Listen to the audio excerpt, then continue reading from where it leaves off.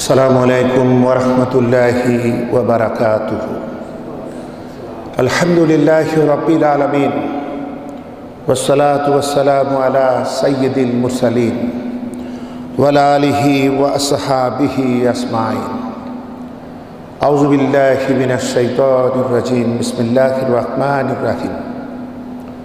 সম্মানিত সুপ্রিয় দিনী ভাইয়েরা এবং বিশ্বব্যাপী আমাদের বাংলা ভাষাভাষী দর্শক শ্রোতৃমণ্ডলী ভাই এবং বোনেরা, আমরা মহান রব্বুল ইজ্জত ওয়াল জালালের একান্ত অনুগ্রহের শুকরিয়া জানাই, যিনি আজকের এই পবিত্র জুমাবারে তার পবিত্র ঘরে আমাদেরকে ইবাদতের উদ্দেশ্যে আসবার সুযোগ দিচ্ছেন। এজন্যে আমরা প্রাণ ভরে পড়ি আলহামদুলিল্লাহ। বন্ধুগণ, গত জুমা থেকে সিদ্ধান্ত নিয়েছি ধারাবাহিকভাবে কোরআনে কারীমের 114টি সূরা, এর উপরে এখান থেকে আমাদের শিক্ষণীয় বিষয়গুলো তাফসীর আকারে অথবা দার্স আকারে সোজা কথা আমাদের বোঝার মতো করে এই 114টি সূরা আল্লাহ পাকের তৌফিক নিয়ে আপনাদের সামনে পেশ করতে চাই। গত জুমায় সূরাতুল ফাতিহা সংক্ষিপ্ত আকারে আপনাদের সামনে তুলে ধরা হয়েছে। ইউটিউবে আপনারা দেখলে দেখতে পারবেন। কিন্তু এই সপ্তাহটাই দেশে এমন কিছু ঘটনা ঘটছে, এরকম প্রতিনিয়তই ঘটবে, কারণ এটা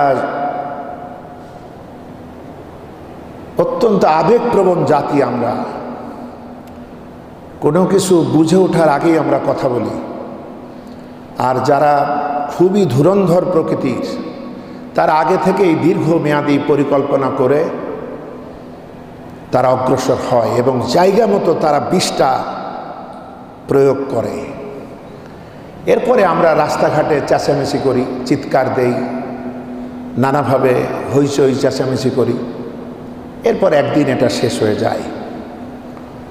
আমরা একটি সভ্য দুনিয়ায় বাস করি, যদিও অসভ্যতায় ঘেরা আমাদের জীবন। সভ্য এজন্য বলছি, যে কোনো মেসেজ, যে কোনো কথা, যে কোনো জ্ঞান, যে কোনো বিজ্ঞান, সব কিছুই আমরা অল্প সময়ের মধ্যে হাতের মুঠায় পাচ্ছি। সেজন্য এই সভ্যতায় ভদ্রতার কিছু দাবি আছে, কিছু কার্টিসি আছে, সেইগুলো আমাদের মেনটেন করা দরকার।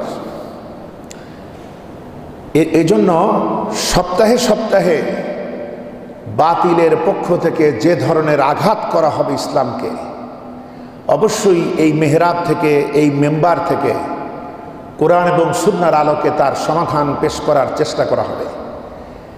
এই সময়গুলোতে আমাদের ধারাবাহিকতা ক্ষুণ্ণ হবে। যে ধারাবাহিকভাবে কোরআনে কারীমের যে আলোচনা আপনাদের সামনে রাখব, এটার ধারা তখন ক্ষুণ্ণ হবে, যেহেতু উম্মাকে সঠিক পথের দিশা দেওয়ার দায়িত্ব আমাদেরই। আমাদের শিক্ষা ব্যবস্থা ইসলামের আলো নাই, আমাদের নেতৃবৃন্দ তাদের মাঝে ইসলামের নিভু নিভু কিছু আলোক ছাড়া কিছুই আমরা পাই না। ধর্মীয় নেতৃবৃন্দ চরমভাবে মতভেদে লিপ্ত, তারাও বাতিলের সিলেবাস নির্ভর লেখাপড়া করেন, অথচ কোরআনে কারীমের সবটুকুই সিলেবাস। কিন্তু এগুলা তারা তাদের বিশেষ উদ্দেশ্যে এদের পরে চাপাই দিয়েছে। এখান থেকে লেখাপড়ার সর্বোচ্চ লেখাপড়া করার পর আমরা যাদেরকে দেখি, তারা বড় জোর মসজিদের ইমাম, মসজিদের খতিব, জানাজার ইমাম, বিবাহের কাজী, এই কিছু দোয়া টোয়া পড়ে খেলাফতের পাশ কাটিয়ে শর্টকাট রাস্তায় জান্নাতে কিভাবে যাওয়া যায়, এই রকমের মন গড়া পদ্ধতির নেতৃত্ব আলেমেরা দিচ্ছেন একটা বিরাট অংশ। এবং কেউ যদি এই জমিনে, এই জামানায় হক কথা বলেন, তবে এই আলেমরূপী লোকগুলাই তাদের কোমর সহ পা টেনে ধরছে। গলা চেপে ধরছে। কারণ আমাদের দেশে জাতীয় খেলার নাম হলো হাডুডু। যে বেশি শক্তিমান সে যে জিতবে, সে যে এগোবে, কিন্তু সবাই মিলে তার পা এমনভাবে টেনে ধরবে যে সামনে এগোতেই দেবে না। হকপন্থীদেরকে সবসময় নিঃসঙ্গতার পথে এগোতে হচ্ছে। আর একটু পান থেকে একটু চুন খসলেই বিশাল ঘটনা, বিশাল ইয়ে। অথচ এই লোকগুলি জ্যান্ত কাফেরদেরকে কাফেরি ফতোয়া দিল না। যারা পরিপূর্ণ ফাসিক, যারা জালিম, তাদের পদলেহন করলো, তাদের দেওয়া খুদকুড়োগুলো খাইতে থাকলো, তাদেরকে দোয়া করে জান্নাতে পৌঁছার ব্যবস্থা করলো। আর যারা দিনী ভাই, একই কালেমায় বিশ্বাসী, একই লেবাস, একই পোশাক, একই সুন্নার অনুসারী, আল্লাহর শুকরার্থে যাদের জীবন ত্যাগ তিতিক্ষা, একটা শ্রেণী এই শ্রেণীটাকে কাফের, ফাসেক কত রকম গালিগালাজ দিল। এবং মুসলিম উম্মার 5 ওয়াক্ত নামাজের প্রতিদিনকার মেসেজ যে একজন সৎ, চরিত্রবান, আল্লাহভীরু, ইসলাম সম্পর্কে তোমাদের থেকে বেশি জানে, এরকম একজন ইমামের কমান্ডে তোমরা ঐক্যবদ্ধ থাকো। প্রতিটি মসজিদের জামাতি এই শিক্ষা, এই মেসেজ আমাদেরকে দিচ্ছে।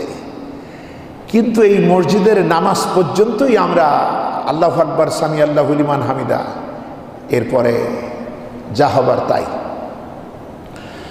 বরং ইমাম এবং খতিবেরাও যাতে হক কথা বলতে না পারে, এজন্য আমাদের দেশে বিভিন্ন মসজিদে প্রচুর টাকা থাকার পরও অর্থনৈতিকভাবে ইমাম এবং খতিবদেরকে আমরা পঙ্গু করে রাখছি, যাতে তারা কথা বলতে না পারে।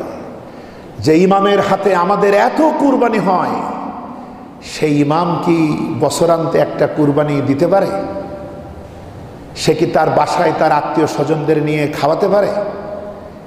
এগুলো আমরা এই ক্ষেত্রে বলি আল্লাহ ভরসা, আল্লাহ আপনারে দেবে। আপনারা কে দেয়? আপনারে ভগবান দেয়? আপনাকে কোন গড দেয়? তো বন্ধুগণ, এইভাবে আমরা একে অপরের ঠেলাঠেলি, কিলাকিলি, ভালো কিছু যে হবে এটা আমরা ভালো লোক নামে পরিচিত লোকেরাই হইতে দেই না। আমরা যারা ভালো লোক সেজে আসি, আমরাই এই সমাজে ভালো প্রতিষ্ঠা করতে দেই না। যারা নষ্ট, যারা ভ্রষ্ট, তারা তাদের কাজ করছে একেবারে ঐক্যবদ্ধ হিসাবে। যেমন সারা পৃথিবীতে একটা নাটক মঞ্চায়িত হয়, সেটা একটা জাতির রক্ত ঝরে, সেই জাতির নাম মুসলিম। কিন্তু ঝরাই কারা? ইহুদিরা ঝরায়, খ্রিস্টানরা ছড়ায়, মুশরিকরা ছড়ায়, নাস্তিকরা ছড়ায়, এবং মুসলমানদের ভিতরে মুসলিম নামধারী মুনাফিকরা, এরাও এদেরকে ইন্ধন জোগাড় করে দেয়। তাহলে দেখুন, ইসলামের অগ্রযাত্রাকে ব্যাহত করতে হবে, মুসলিম উম্মার ঐক্যকে খতম করতে হবে। এই ব্যাপারে সবাই এক, এবং আমাদের লোকেরাও তাদেরকে ইন্ধন দেয়। তাই বোধহয় বলছিলাম যে যখন কুড়ালে গাছ কাটে, গাছ জিজ্ঞাসা করে, কুড়াল আমার সাথে তোর কিসের দুশ্মনী? কুড়াল বলছে, আমার তো কোনো দুশ্মনী নাই, তুই তাকায় দেখ আমার পিছনে তোর জাত ভাই লাগছে। মানে কুড়ালের আষাঢ়ি, ওটাও তো আরেকটা গাছ। বলছে, ওই তো আমার দিয়ে তোর বুকে কোক মারে। এই দেশে যত বিগত দিনগুলোতে যত জুলুম হয়েছে, যত অত্যাচার অবিচার হয়েছে, কিছু আলেমেরা এই জালিমদের পক্ষে ফতোয়াবাজি করে, পক্ষে সাই দিয়ে দোয়া করে সাহস জুগিয়েছে। বন্ধুগণ, সুতরাং এই দুর্ভাগ্য পীড়িত, এই দুর্জন জ্ঞানী লোকদের পরিবেশে আমরা কি কথা বলবো? আমাদের জাতীয় কবি বলছেন, দেখিয়া শুনিয়া খেপিয়া গিয়াছি, তাই যাহা আসে কই মুখে। এরকম একটা অবস্থা। একটা সুন্দর শৃঙ্খলাবদ্ধভাবে ধীরে ধীরে কথা বলতে হবে, সেই পরিবেশ আসলে থাকে না। তা আজকে গতানুগতিক ধারায় তাফসির পরবর্তী থেকে তেমন করতে পারবো না, কারণ এই সপ্তাহের যে প্রবলেম, গোটা জাতিকে একটা দীর্ঘমেয়াদী ব্যভিচারের মধ্যে, এক দীর্ঘমেয়াদী দ্বন্দ্বমুখর পরিস্থিতির মধ্যে আত্মীয় স্বজন সম্পর্কের বিনাশ করার মধ্যে এবং যারা এ সমাজের বিস্ফোরা তাদেরকে যেন অপারেশন করা না হয়, তাদেরকে টিকায় রাখার স্বার্থে মানবাধিকারের নামে এক শ্রেণীর উচ্চ শিক্ষিতা মহিলারা নারী সংস্কারের নামে তারা ইতিমধ্যেই মাননীয় প্রধান উপদেষ্টা পর্যন্ত পৌঁছে গিয়েছে, তাদের কর্মসূচি তারা পেশ করেছে। আর আমাদের হুজুররা তো অনেককে ভরা, তারা একবার নিজেদেরকে ঝাড়বে, নিজেদেরকে হিট করবে, আবার আজকে জুমার দিন বাইতুল মোকাররম সহ বিভিন্ন জায়গায় হইহুল্লোড় করবে, ওদের বিরুদ্ধেও বলবে। আবার যিনি প্রধান উপদেষ্টা, যার অনেক অবদানে আজ আমরা গোটা জাতি আজকে গর্বিত, যিনি চেষ্টা করছেন বিশ্ব দরবারে বাংলাদেশের ইমেজকে তুলে ধরার, কথা বলতে গিয়ে তারও এক হাত নেবে। বন্ধুগণ, এটা কোনো দায়িত্বশীল সম্মানিত ব্যক্তি যিনি আপনার কথা শুনতে চান, আপনার সাথে বসতে চান, আপনার বাকস্বাধীনতা যিনি দিলেন, যার মাধ্যমে আমরা পেলাম, তার জন্য এরকম অসহনীয় বক্তব্য শোভা পায় না।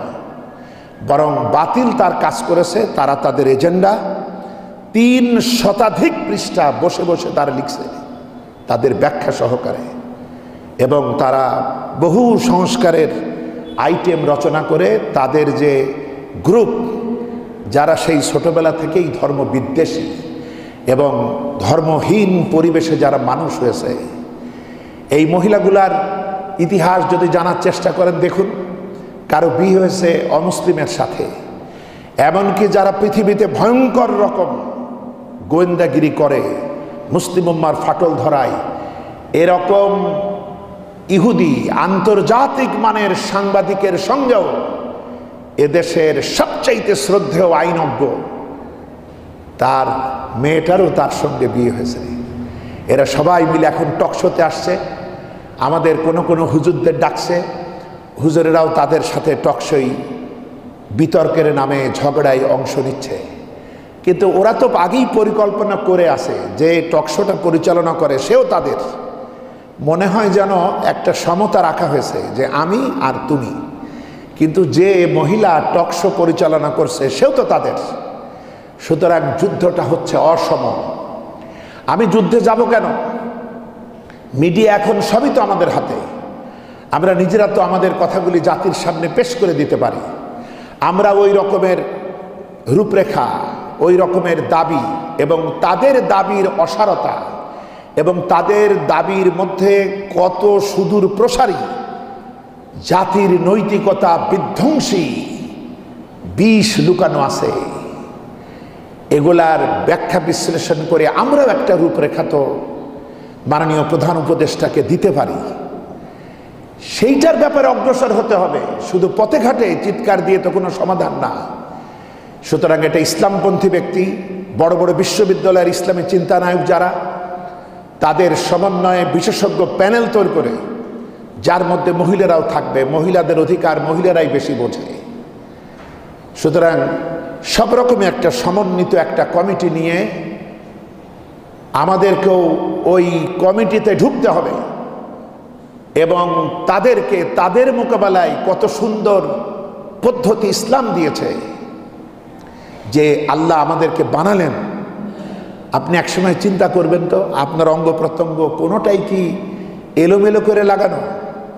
যেটা যেভাবে সুন্দরভাবে সেটিং, কি ভারসাম্য করে দেয়া হয়েছে, এর চাই উত্তম কি আর কিছু হয়? স্রষ্টা যেটা করেছেন, তাহলে সেই স্রষ্টার দেওয়া কোরআন, সেই স্রষ্টার শ্রেষ্ঠতম প্রতিনিধি মুহাম্মদ সাল্লাল্লাহু আলাইহি ওয়াসাল্লাম, যিনি এই কোরআনকে প্র্যাকটিক্যালি নিজের জীবনে, সমাজের জীবনে, রাষ্ট্রীয় জীবনে, বিশ্বব্যাপী মানব জীবনের যত প্রয়োজন সব কিছুর সমাধানে অ্যাপ্লাই করে দেখিয়ে দিয়েছেন যে এর থেকে সুন্দর আর কিচ্ছু হয় না। সেই সৌন্দর্যের ভিতরে এরা যত কি, এবং এটা পরিপূর্ণ, এর ভিতরে যেটাই যুক্ত করবেন সেটাই হবে নষ্টামি, সেটাই হবে জুলুম। আমার 2টা চোখ আছে, আরেকটা চোখ হলে তো ভালো হতো। এই ফোনে করে যদি আরেকটা চোখ লাগায় আমার সৌন্দর্য থাকবে? আমার নাকটা যেখানে, চোখটা যেখানে, ঠোঁটটা যেখানে, এখান থেকে সরায় আরেক দিকে লাগালে তার কি কোনো সৌন্দর্য থাকবে? সুতরাং স্রষ্টার উপরে মাতবাড়ি করার তো মানে হয় না। তিনি কেতাব দিয়েছেন এবং কেতাবটা তিনি হঠাৎ করে দেননি, এটা অনবরত এই কেতাবের আলোকে জীবন গঠন, পরিবার গঠন, সমাজ গঠন, বিশ্ব গঠন করে একটা ভারসাম্যপূর্ণ ইনসাফ, একটা আদাল, সুবিচার, একটা সমাজকে বিশ্ব ইতিহাসে যুক্ত করা হয়েছে। এবং ওর আগেও এত সুন্দর হয়নি, ওর পরেও হয়নি এত সুন্দর। সেটা থাকবার পর যারা ধর্ম সম্পর্কে কিচ্ছু জানে না, তথাকথিত বস্তুবাদী শিক্ষিতা, এরা বলছে ধর্মীয় শিক্ষা আমাদের অধিকারে হস্তক্ষেপ করে, আমাদেরকে শোষণ করে, আমাদের মৌলিক অধিকার থেকে বঞ্চিত করে। সুতরাং এই ধর্মীয় আইন দিয়ে আমাদের এই পারিবারিক এই সমস্ত নিয়ম নীতি চলবে না। আমরা পিতামাতার যে মেরাস, যে উত্তরাধিকার পাবো, সেটাও চলবে না, সেখানেও আমরা ঠকছি। এইভাবে মানবাধিকারের নামে তারা বলছে যে যারা পতিতা, যারা আমাদের সমাজের সবচেয়ে ঘৃণিত কাজের মধ্যে আছে, তাদেরকে সম্মানের আসন দিতে হবে। কোন অবস্থায়? ওই কাজ তারা করতেই থাকবে এবং তাদের কাজের স্বীকৃতি যৌন কর্মী নামে আমাদের সংবিধানে অন্তর্ভুক্ত করতে হবে। চাকরি বাকরি সব কিছুতে আনতে হবে। তাদের পেশাটাকে একটা উত্তম পেশা হিসাবে একটা রাষ্ট্রীয় স্বীকৃতি আনতে হবে, যাতে এটা চলতেই থাকে। নইলে নাকি এটা মানবাধিকার লঙ্ঘিত হয়। পৃথিবীতে কোনো পতিতা, কোনো বেশ্যা কোনোদিন সাংবাদিক সম্মেলন করে বা ওই রকমের মিছিল করে সরকারের কাছে এই ধরনের দাবি করে নাই। এরা মাঝে মধ্যে কারো না কারো সাজায় এনেছে মাত্র।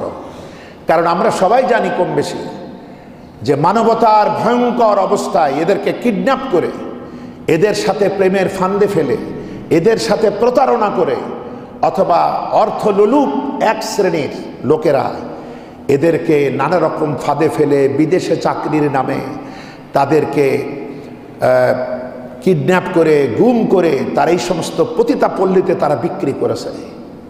এদের জীবন কত কান্নার, কত ব্যথার, তার কোনো তুলনা হতে পারে না।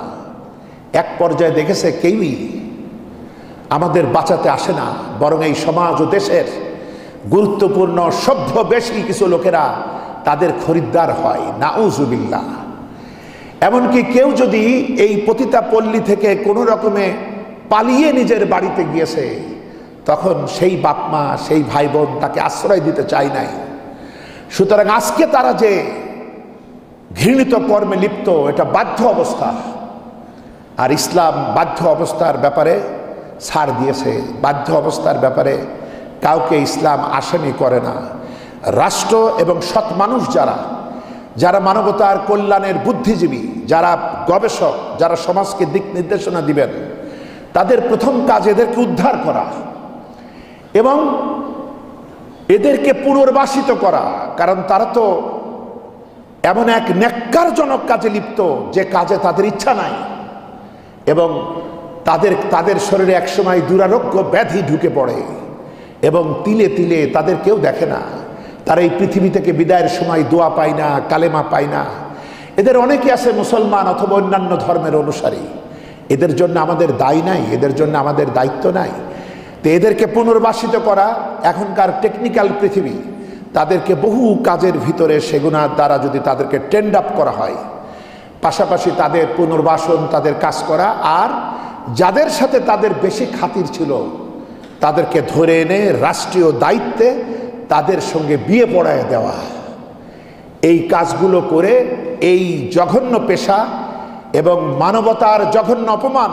এরা কি এক একটা পাবলিক টয়লেট, যা আমাদের দেশে যেমন পাবলিক টয়লেট থাকে প্রকৃতির প্রয়োজনে, যার যখন খুশি সে চলে যাবে, এরকম একটা পাবলিক টয়লেট হিসাবে এই পতিতাদের ব্যবহার করা হয়। আর আমাদের কিছু শিক্ষিতা মহিলারা আবার এদেরকে এখানেই রাখতে চায় এবং এদের কর্মের স্বীকৃতি, এটা আইনগত ভিত্তি দিতে চায়, যাতে যুগ যুগ ধরে মুসলমানদের এই নৈতিকতা পূর্ণ সভ্য সমাজে এই জঘন্য কাজ যাতে চলতে থাকে, এইটা তারা চায়। তারা কথা বলে খুব সুন্দর, কিন্তু কথার আড়ালে বিষয়গুলা থাকে এত ভয়াবহ, বিষাক্ত। তারা এদেরকে মানবাধিকারের নামে তাদের পরিপূর্ণ মানুষ হিসাবে, মনুষ্যত্বের বিকাশ হিসাবে, সুশিক্ষিতা রূপে তাদেরকে তৈরি না করে এরা চায় ওরা ওখানেই থাক এবং ওখান থেকে এভাবে নষ্টামি ভ্রষ্টামি করে দুমুঠো ইনকাম করুক, এই তাদের চিন্তা। কেন এরা যায় না কেন? এরাও তো ওই রকমেরই কিছু, নাইলে এরকম মানসিকতা তো হওয়ার কথা না। তো এত দরদি এরা নিজেরাও তো ওখানে গিয়ে নাম লিখাইতে পারে, এরা তো আরো হায়ার সোসাইটির লোক। তো বন্ধুগণ, এদের মুখোশ খুলে দেওয়া দরকার, এটা এক নম্বর। দ্বিতীয় হলো আমাদেরকে আরো সংঘবদ্ধ হওয়া দরকার। উচ্চশিক্ষিত আলেম ওলামা, ইসলামী আন্দোলন, তাদের দায়িত্ব নারীদের ব্যাপারে ইসলাম এবং রাসূলুল্লাহর আমলে যে মানবিক নীতি আছে এই যুগের আলোকে সেইটা সুন্দরভাবে লিখে মাননীয় প্রধান উপদেষ্টা মহোদয়ের কাছে পেশ করা। তিনি তো প্রথম থেকেই বলেন, আপনারা যে কোনো সমালোচনা, যে কোনো কথা, যে কোনো প্রস্তাব আমাকে জানান, এরপরে তারা যাচাই বাছাই করুক। কারণ যারা দায়িত্ব পালন করছেন তারা ইসলামের উপরে পণ্ডিত কেউ নন, তবে তাদের নিয়ত ভালো, মানসিকতা ভালো, তারা ভালো কিছু করতে চাচ্ছেন এই জাতির জন্য। এইটাকে আমরা রাস্তাঘাটে টেনে না এনে ওরা যেমন নিরিবিলি নিরাপদে ঠিক জায়গা মতো তার হাতে পৌঁছায়ছে, আমরা কিন্তু এখনো পৌঁছাতে পারিনি। আমরা এখনো চিৎকার চেঁচামেচির মধ্যেই আছি। এই কাজগুলো অতি সত্বর আমাদের করতে হবে যে ইসলাম কি বিধিবিধান দিয়েছে এটা কত মারাত্মক। এরা বলছে মানব জীবন কারো শেষ হতে দেওয়া যাবে না, মানব তো শেষ হবেই। কিন্তু মানুষের মধ্যে যে দানব শ্রেণী তৈরি হয়, যারা ধর্ষণ করে, যারা হত্যা করে, যারা নিজ ধর্মের সাথে বিশ্বাসঘাতকতা করে, যারা ভয়াবহ জুলুম করে, যারা দুর্নীতিপরায়ণ, এদের জন্য এদের যদি পৃথিবীতে বাছায় রাখেন সেটা আপনি জেলেই রাখেন আর যেভাবেই রাখেন, জেলে সবচেয়ে ভালো থাকে কারা? যে সব থেকে যাবজ্জীবন কারাদণ্ডপ্রাপ্ত আসামি, এরাই তো ভালো থাকে। ওদের কাছে সব আসামিরা, ছোট ছোট আসামিরা জিম্মি হয়ে থাকে। ওরা জেলখানায় থেকে বেরোতেই চায় না, কারণ ওখানে তাদের বিরাট ইনকাম এবং এই ইনকাম তারা নিজের পরিবার পরিজন সবাইকে চালায়।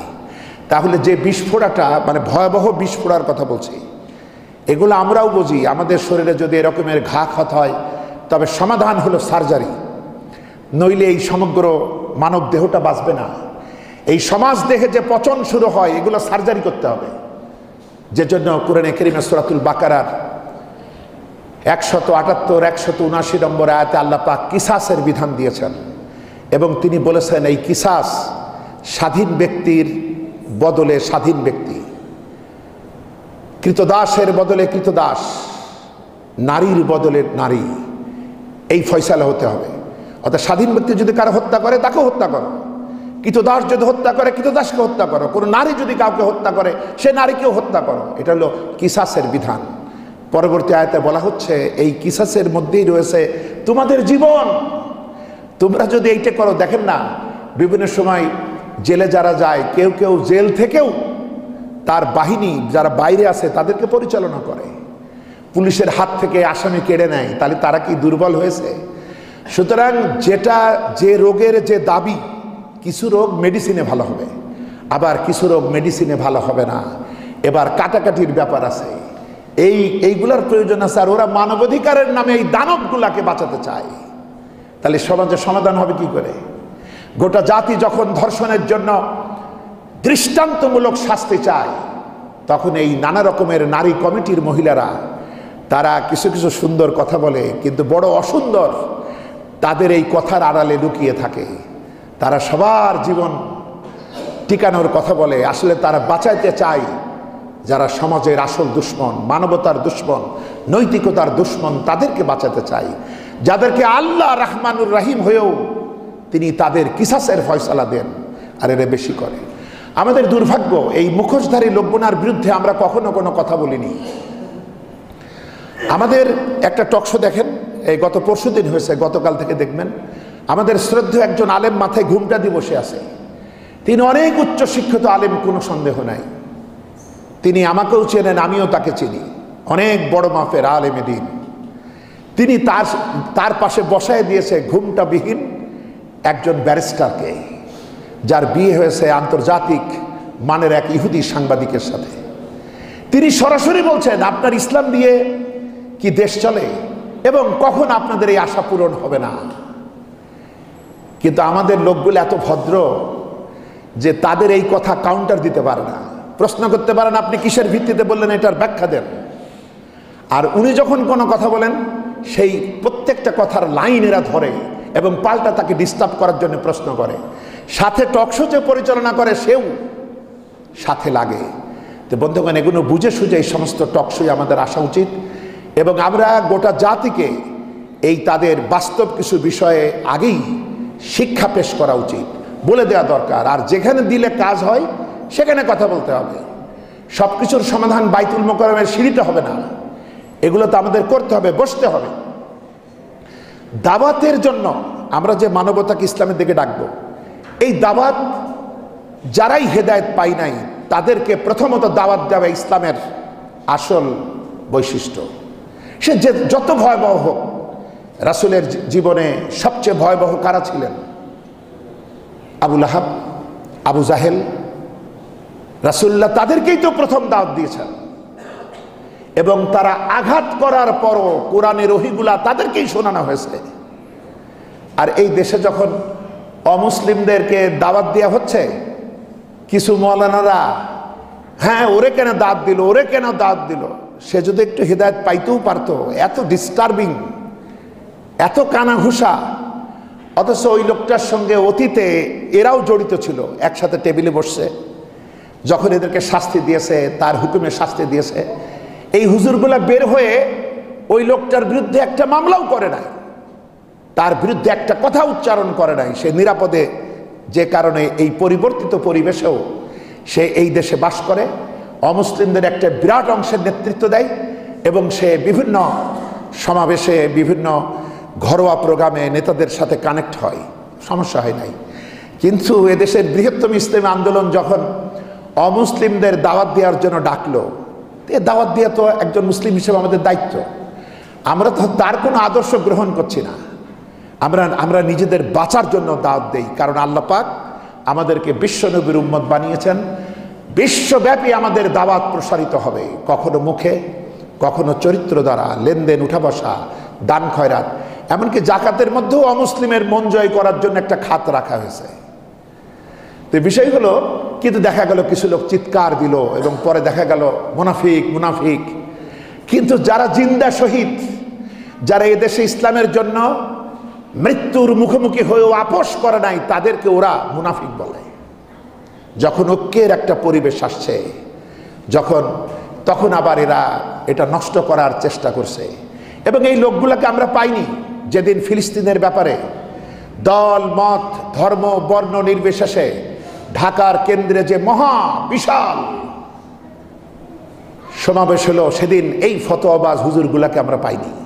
এরা এখন ঘ্যাঙর ঘ্যাং করছে। তো বন্ধুগণ, একদিকে আখিরি জামানা, অপরদিকে ভয়ঙ্কর একটা ফিতনা ফাসাদের যুগে আমরা অবস্থান করছি। একটু সচেতন না হলে, ইতিহাস সম্পর্কে না জানলে আমরা আসলে এই বুড়ে হয়ে যাব। আল্লাহ পাক আমাদেরকে রক্ষা করুন, আমরা বলি আমিন। আমি আপনাদের উদ্দেশ্যে যে কথাগুলো বললাম, আরও কিছু কথা বলতে চাই। আমি এমনও বলতে পারি, কিন্তু আমার ভয় হয়, আশঙ্কা হয় এই গুরুত্ববহ যা আমি লিখে এনেছি, যে এই বিষয়গুলোর কোনো কথা এড়িয়ে যায় কিনা। কিন্তু এই সপ্তাহে এটা দরকার, যে জন্য আমি একটু দেখে আপনাদের সামনে একটু পড়েই শোনাবো। আপনারা যতদূর পারেন মন দিয়ে শোনেন, কারণ এইটাই এখন মূল বিষয়। এটাকে মোকাবেলা করতে না পারলে আমরা আমাদের এই প্রজন্ম, ভবিষ্যৎ বংশকে বাঁচাতে পারবো না এবং ঘরে ঘরে দ্বন্দ্ব হবে। কারণ এখানে বলা হচ্ছে, দুই বোনের সমান ভাগ পাবে ভাই, দুই বোন যা পাবে তার সমান ভাগ পাবে ভাই। সূরা নিসার 11 নম্বর আয়াত। আচ্ছা, সেই ভাগটাই আমরা দেই না। খেয়াল করেন, আমার অসংখ্য ভাই আছি যারা বোনকে সেই ভাগটা দেই না। আবার দিলেও আমরা কি করি, ওই পরিত্যক্ত জমি পিছনে আছে, ওইটা তোর থাকলো, তুই আর কি করবি, তুই তো শ্বশুরবাড়ি থাকিস। আচ্ছা, এরপরে বোন এক পর্যায়ে হয়তো মেনে নিল। এবার বোন চিন্তা করলো, এ জমি কি হবে, আমার বেচতে হবে। তো ধরেন 20 লক্ষ টাকা দাম। এবার আপনি এবার এগিয়ে আসছেন তার আপন ভাই, যে ওই জমি কী বা হবে, ঠিক আছে তোর 2 লাখ দিচ্ছি, তুই দি দে। বোন চিন্তা করলো যা পাচ্ছি তাই ভালো। এভাবে এক বঞ্চনার দীর্ঘমেয়াদী ইতিহাস। কারণ এই বিধান কোরআনে আছে, কিন্তু এই বিধান আমার দেশের সংবিধান না, কারণ কোরআন আমার তেলাওয়াতের কিতাব। অথচ উচিত ছিল কোরআন হবে আমাদের সংবিধান। তে কোরআন সংবিধান হয় নাই। কোরআনের আয়াতে কারিমার উপকারিতা আমরা ফলতে দেখছি না, যার কারণ এগুলো আটকে রাখা হয়েছে। বরং মানব রচিত মতবাদ দিয়ে আমাদের সংবিধান, আমাদের আইন কানুন সব। আবার আমরা বলছি ইসলাম আমারে ঠকাইছে। ইসলামকে তো তুমি কাজ করতেই দিলে না। খাজিনদারেরা আপনার দিচ্ছে, আপনি বলছেন আমি মাংস পাইনি, গোশত পাইনি, এ পাইনি, শুধু ঝোল। অমুক হলে হয়তো ভালো দিত। আরে অমুকের হাতে তো খাজিনদারি নেই, দেবে কিভাবে? অথচ দোষটা ঠিকই দিচ্ছে, তুই আসলি না কেন? তুই থাকলে তো আমি গোশত পাইতাম। তো ও তো ক্ষমতার মসনদে নাই, কিন্তু দোষটা দিচ্ছে ইসলামী হুকুমতের উপরে। অথচ দোষ দেওয়া দরকার প্রচলিত আইনের বিরুদ্ধে, যা দিয়ে ঠকার কাজ হয়েছে। তো বন্ধুগণ, আমি একটু শোনাই। এই কমিশনটা হলো নারী বিষয়ক সংস্কার কমিশন। নারী বিষয়ক সংস্কার কমিশন। এদের কথাবার্তাগুলো বিগত 20 এপ্রিল রবিবার বিভিন্ন জাতীয় দৈনিকে নারী বিষয়ক সংস্কার কমিশনের সুপারিশ সংক্রান্ত একটি প্রতিবেদন প্রকাশিত হয়। আচ্ছা, এখন আমি এখান থেকে মূল কথাগুলো একটু আপনাদের শোনাই। নারী বিষয়ক সংস্কার কমিশনের পূর্ণাঙ্গ প্রতিবেদনটি প্রকাশিত না হলেও গণমাধ্যমে বেশ কিছু সুপারিশ উঠে এসেছে। দুঃখজনক ব্যাপার হলো, জনতার ধর্মীয় মূল্যবোধের মোটেও তোয়াক্কা করা হয়নি এই সংস্কার প্রস্তাবে। এ জনগণ কোন ধরনের নৈতিক মূল্যবোধ পোষণ করে এটা দেয়া হয়নি। এই জনগণের ভিতর হিন্দু আছে, খ্রিস্টান আছে, মুসলমানও আছে। বলা হচ্ছে সব ধর্মের একই বিধান দাও। তাহলে কি ধরনের একটা হট্টগোল পরিবেশ! সংস্কারের জন্য যে স্থিতিশীল শান্তিপূর্ণ পরিবেশ লাগে, সারা পৃথিবীর যোগ্যতা সম্পন্ন লোকেরা যখন নজর দিচ্ছে এই দেশে, ব্যবসা করবে, হাসপাতাল বানাবে, এটাকে সাজাবে, বড় করবে, সুন্দর করবে, আর সেই সময় কি এক গন্ডগোলের পরিবেশ নিয়ে আসা হচ্ছে বোঝেন। দুঃখজনক ব্যাপার হলো, জনতার ধর্মীয় মূল্যবোধের মোটেও তোয়াক্কা করা হয়নি এই সংস্কার প্রস্তাবে। সংখ্যাগরিষ্ঠ জনগণের ধর্মীয় মূল্যবোধের বিরোধিতার নাম কিন্তু সংস্কার না। রাষ্ট্র এমন গুরুত্বপূর্ণ সিদ্ধান্ত গ্রহণের ক্ষেত্রে অবশ্যই দেশের সংখ্যাগরিষ্ঠ মানুষের মূল্যবোধকে প্রাধান্য দিবে, এটাই স্বাভাবিক। এই সুপারিশ সমূহে অন্যান্য বিষয়ের সাথে বিয়ে, তালাক, উত্তরাধিকার ও ভরণ পোষণের মতো ধর্মীয় নীতি অনুসরণকারী আইনগুলোর উপরে আনা হয়েছে সংস্কার প্রস্তাবনা। যে আইনের মাধ্যমে বিয়ে হয়, তালাক হয়, উত্তরাধিকার হয়, ভরণ পোষণ হয়, এই সমস্ত নীতিগুলোকে সংস্কার করতে প্রস্তাব দেওয়া হয়েছে। মুসলিম, হিন্দু, খ্রিস্টান ধর্মে আলাদা আলাদা পারিবারিক আইন আমাদের দেশে প্রচলিত আছে। হিন্দুরা তাদের হিন্দু ধর্ম অনুযায়ী সেই বিধান মানে, খ্রিস্টানরা মানে। আমরা আমাদের দেশে ইসলামের পরিপূর্ণ আইন না থাকলেও পারিবারিক আইনটা রাষ্ট্রীয়ভাবে আছে। কিন্তু প্রস্তাব এসছে যে এইগুলা বাদ দিয়ে একটা অভিন্ন পারিবারিক আইন তৈরি করো। যুক্তি হিসাবে প্রতিবেদনে দাবি করা হয়েছে, ধর্মভিত্তিক পারিবারিক আইনে নারীর প্রতি বৈষম্য বিদ্যমান। আচ্ছা, উনি ইনসাফ করবে।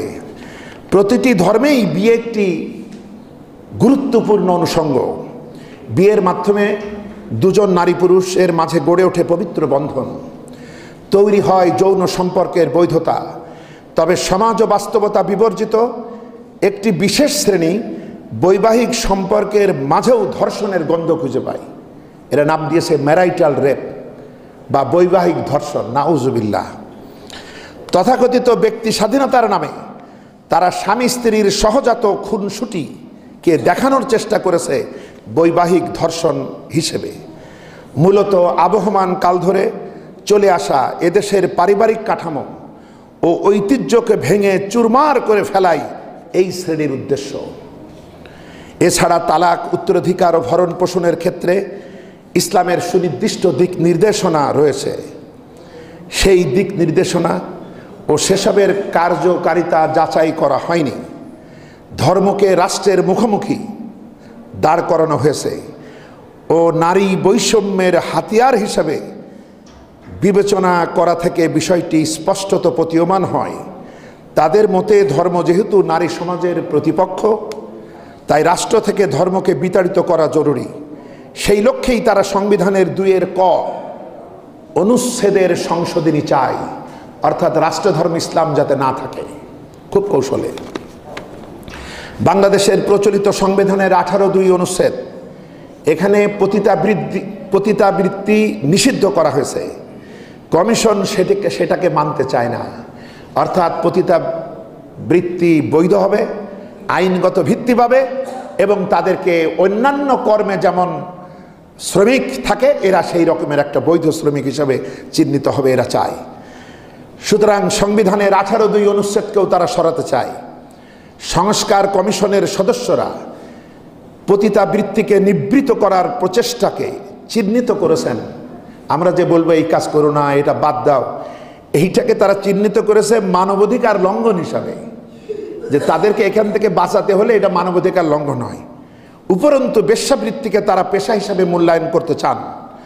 অথচ বেশ্যাবৃত্তি হচ্ছে নারীত্বের সর্বোচ্চ অপমান, চরম অশ্লীলতার এহেন জঘন্য কাজের অস্তিত্ব কোনো সভ্য সমাজে থাকতে পারে না। সুস্থ বিবেকবান মানুষ মাত্রই তা স্বীকার করবে। তাছাড়া যাদের জন্য এই আইনের সংশোধনী চাওয়া হচ্ছে, অর্থাৎ পতিতারা, তারাও এই অন্ধকার জগতের অভিশাপ থেকে বাঁচতে চায়। বাংলাদেশের সমস্ত মসজিদ, এমনকি উপমহাদেশের সমস্ত মসজিদে জুমার দিন শেষ খুতবায় একটা আয়াত পড়া হয়, কিন্তু দুঃখজনক সত্য হলো জনগণ তো জানে না এই আয়াতটা বাদ দিয়ে কোনো খুতবা হয় না। এটা হচ্ছে সূরা নাহলের ৯০ নম্বর আয়াত। সেখানে বলা হচ্ছে যে নিশ্চয়ই আল্লাহ চান যে সুবিচার, ন্যায়পরায়ণতা, ইনসাফ এবং আত্মীয় স্বজনকে দানের নির্দেশ দেন আল্লাহ। ইন্নাল্লাহা ইয়ামুরু বিল আদলি ওয়াল ইহসান ওয়া ইতাইযিল কুরবা ওয়া ইয়ানহা আনিল ফাহশাই ওয়াল মুনকারি ওয়াল বাগি। এবং আল্লাহ নিষেধ করেন সব রকমের অশ্লীলতা এবং কুকর্ম আর সীমালঙ্ঘন, ইসলামী শরিয়ার সীমালঙ্ঘন। খেয়াল করুন, সূরা নাহলের ৯০ নম্বর আয়াত, যেটা প্রত্যেক খুতবায় প্রতি জুমায় পড়া হয়। আর এই সীমারেখা কিভাবে উঠায় দেয়া হচ্ছে যে আল্লাহ পাকের নির্দেশ দিয়েছেন তোমরা যে পরস্পর ন্যায়পরায়ণতা করবা, তোমরা মানুষের ভিতরে সুবিচার প্রতিষ্ঠা করবা, ইনসাফ করবা, আর আত্মীয় স্বজনের অধিকার দিবা। আর আল্লাহ নিষেধ করেছেন সব রকমের অশ্লীল আচরণ, নির্লজ্জ সকল বিষয় আর কুকর্ম আর ইসলামী শরিয়ার সীমালঙ্ঘন। এইটা আল্লাহ চরমভাবে নিষেধ করেছেন। এই আয়াত ছাড়া খুতবাই হয় না। বন্ধুগণ, বোঝেন আপনি, যারা এই কাজ করছে তারা অনেক বুঝেই করছে। তবে দুঃখজনক সত্য হলো, সে ডক্টর শহীদুল্লাহ বলেছিলেন, তোমরা অনেক কিছুই লেখাপড়া করেছো কিন্তু কোরআন শেখো নাই, তো তোমরা পণ্ডিত কিন্তু মূর্খ পণ্ডিত। আচ্ছা, নারী বিষয়ক সংস্কার কমিশন সংবিধানের ১৮ ও ২৯ অনুচ্ছেদের একাধিক ধারায় পরিবর্তন আনার সুপারিশ করেছে। সেখানে প্রায় সকল জায়গায় নারী পুরুষ শব্দের পরিবর্তে লিঙ্গ পরিচয় নিয়ে এসছে, অর্থাৎ সমকামী, উভকামী, ট্রান্সজেন্ডার, LGBTQ+ মতবাদকে অন্তর্ভুক্ত করার দুরভিসন্ধি তারা করেছে। নীতি আদর্শ বিবর্জিত, সমাজ বিধ্বংসী এসব প্রস্তাবনা নারী পুরুষ নির্বিশেষে এদেশের জনসাধারণ কেউ মেনে নেবে না। তাই আমরা দাবি জানাচ্ছি, অনতিবিলম্বে এই বিতর্কিত নারী বিষয়ক সংস্কার কমিশন বিলুপ্তি এবং এর প্রতিবেদন বাতিল ঘোষণা করা হোক। পাশাপাশি সমাজের ধর্মীয় অনুশাসন ও মূল্যবোধের প্রতি শ্রদ্ধাশীল হয়ে নারী পুরুষের ন্যায্যতা নিশ্চিত করতে প্রয়োজনীয় সকল সংস্কারের পদক্ষেপ গ্রহণ করা হোক। আমরা কি রাজি আছি ভাই? আমরা কি রাজি আছি? আল্লাহ কবুল করুন, আমরা বলি আমিন। বন্ধুগণ, বিষয় হলো মারাত্মক আরেকটা কুচক্রের ফাঁদে পড়তে যাচ্ছে বাংলাদেশ। সুতরাং আল্লাহ আমাদেরকে রক্ষা করুন, এটা আমরা চাই। পাশাপাশি আমি অনুরোধ করব সবাইকেই যে একটু আমরা সূরা নিসাটা বুঝি। এরকম মেয়েদের ব্যাপারে সূরা আছে, সূরা নিসা, সূরা মুমতাহিনা, এরকম মেয়েদের ব্যাপারে বিস্তারিত ব্যাখ্যা সম্বলিত যে ব্যাপারগুলো, এগুলো না জানার কারণে আল্লাহ যে অধিকার দিয়েছে এর একটু বেশি করলে ওই নারী আর নারী থাকবে না। ওই বোনটা যখন এদের পরামর্শ মতো দাবি দেওয়া আইনগত ভিত্তি পাবে, এবার বলেন আত্মীয়তা থাকবে? আজকে যেমন আমরা বলি মা, মা বলি, তাই না? মা আর এই মা দুইটা মিলিয়ে হয় মামা, এবং মামা বাড়ির আবদার। আমাদের ছোটবেলায় কবিতার মধ্যেও কত মামাদের বাড়ি নিয়ে কত আবেগ অনুভূতি ছিল। হ্যাঁ, সেই পাকা জামের মধুর রসে রঙিন করি মুখ, ছুটির দিনে মামার বাড়ি যায়, কত কিছু কবিতা। এটা কেন? এটা একটা ভালোবাসাবাসীর সম্পর্ক ছিল। কারণ মামা তো মায়ের চাইতে ডবল পাইতো। একটা অধিকার ছিল, যেদিন নানা বাঁচবে না, নানি বাঁচবে না, সেদিন অধিকার হবে। যদি কখনো এই ভাগ্নের মা বাপ মারা যায়, একে আশ্রয় দেবে কে? সুতরাং একটা জীবন্ত ভালোবাসার সম্পর্ক, এইটা যদি সম অধিকার দেওয়া হয়, তাহলে কত আত্মীয়তার বন্ধন শেষ হবে, কত ঘরে ঘরে পরিবারে পরিবারে দ্বন্দ্ব বাঁধবে। চিন্তা করুন বন্ধুগণ। এর জন্য নারী পুরুষের ব্যাপারে সম অধিকার এটা একটা ভাউতাবাজি শব্দ। শব্দটা হওয়া দরকার ন্যায্য অধিকার, যার জন্য যেটা মানায়। যখন সম অধিকারের প্রশ্নে নারীকে ময়দানে আনবেন, এখনো অবশ্য অভাবের কারণে কোনো কোনো নারী রিক্সা চালায়, কিন্তু ব্যতিক্রম কখনো দৃষ্টান্ত হতে পারে না। কিন্তু সামগ্রিকভাবে যখন এটা আইনে পরিণত হবে, যেমন এরাও বলে না, নারীরাও তো বলে না, এই মতলব বাজারেও তো বলে না, বিয়ে তো আমরা দুজন করলাম, তে মোহরানাটা বউ পাবে কেন? শুধু স্বামীকেও তো দিতে হবে ওই রকম মোহরানার মতো কিছু। এ দাবি পুরুষেরাও করে না। তো কিছু সংখ্যক নষ্ট পুরুষ যারা ধর্মের ধার ধারে না, তারা অবশ্য যৌতুক চাই। তো যৌতুক তো ইসলামে হারাম। তো বিষয় হলো, নারীকে ইসলাম তো লাভবান করেছে, শুধু একটা জায়গায় দেখছে অর্ধেক, যে পিতার সম্পত্তিতে দুই বোন যা পায়, এক ভাই তাই পায়। এইটা অর্ধেক করে দিয়ে ভাইয়ের সাথে চিরন্তন বন্ধনে এই পারিবারিক বন্ধন রাখা হয়েছে। কারণ বোনটা তো তালাক প্রাপ্তও হতে পারে। সেদিন এই বোনটা কোথায় আশ্রয় নেবে? সেদিন তো ভাই বলবে আমার কিসের ঠেকা, তুই তো সব নিয়ে গেছিলি, এখন আমি তোকে কেন আশ্রয় দেবো? এটা যাতে বলতে না পারে, সেই কারণে ভাইকে ওই দিন ভাইকে দায়িত্বশীল করে তাকে ডবল দেওয়া হয়েছে, আর বোনকে অর্ধেক দেওয়া হয়েছে। এই অর্ধেকটা পূরণ করা হয়েছে নতুন যে যার সাথে বিয়ে হচ্ছে সেই স্বামীর মোহরানা দেওয়া হয়েছে। সুতরাং নারীরা স্বামী থেকে পায়, বাপ থেকে পায়, মা থেকে পায়, সন্তান থেকে পায়, ভাইদের থেকে পায়। কিন্তু ইসলাম মেয়েদেরকে খরচ করতে একটুও বাধ্য করে নাই। একদিকে ইসলামও কি করেছে দেখেন, সম্মানজনকভাবে মেয়েকে তার বাপের প্রাপ্য দিয়েছে। সম্মানজনকভাবে হালাল হইতে হলে স্বামীর মোহরানা দিতে হবে। তো এইগুলো অনেকে ঠকায় কেন? কারণ এইগুলো আজকে বিধি আকারে কায়েম নাই। কায়েম হলে এ থেকে ফাঁকি দেওয়ার কোনো সুযোগ কারো হবে না। বরং আপনি সেদিন ভয় পাবেন, মোহর পরিশোধ না করে যদি আমি মারা যাই, কিয়ামতে আল্লাহ আমাকে জেনাকারের কাতারে দাঁড় করাবেন। বলেন নাউজুবিল্লাহ। পাজর ভাঙা অবস্থায় আমাকে দাঁড় করাবেন যদি আমি দুইজন স্ত্রীর মধ্যে সমতা না রাখতে পারি। কত ভয়াবহ! কারণ আজকে এগুলা তেলাওয়াতের, এটা যখন বিধান হবে তখন আমরা বুঝতে পারবো কিভাবে আমাদের দায়িত্ব সচেতন হতে হবে। তো এখন আমি যদি সব ক্ষেত্রে সম অধিকার করি, তাহলে বাসে তো মহিলারা বসতেই পারবে না, সব দাঁড়িয়ে থাকো ঠেসাঠেসি। সবাই রিক্সা চালাও, সবাই ইট ভাঙো, সবাই মাটি খোঁড়ো। আমাদের দেশেও মহিলারা কাজ করে, রাস্তাঘাট মেরামত করে, কিন্তু তাদের কাজ কিন্তু অনেক সহজ। ইঞ্জিনিয়ারিং অফিস থেকে তাদের কিছুটা ফাঁকি দেওয়ারও সুযোগ আছে। আচ্ছা, তো ব্যাপারটা সেসব ব্যাপার না, বিষয় হলো সম অধিকার না, তাদের দিতে হবে ন্যায্য অধিকার। এবং দেখেন এই নারী কমিশন একদিকে বলছে সম অধিকার, অপরদিকে বাচ্চা হলে 6 মাস ছুটি চাই তারা। কেন? তাহলে পুরুষকেও দাও ছুটি। সুতরাং সম অধিকার এটা মেলে না, বরং যার জন্য যেটা মানায় সেই অধিকার দিতে হবে। আমি যদি জামা কাপড় কিনি, ঈদের জামা কাপড় আমার ছেলের জন্য একরকম কিনবো, আমার মেয়ের জন্য আর এক রকম কিনবো। আমি যদি বলি সব সমান অধিকার একইটা পড়তে হবে, যদিও কেউ কেউ পরে, আমি আমার জন্য যে কোট প্যান্ট পরবো আমার বোর জন্য কি তাই করব না, যার জন্য যেটা মানায়।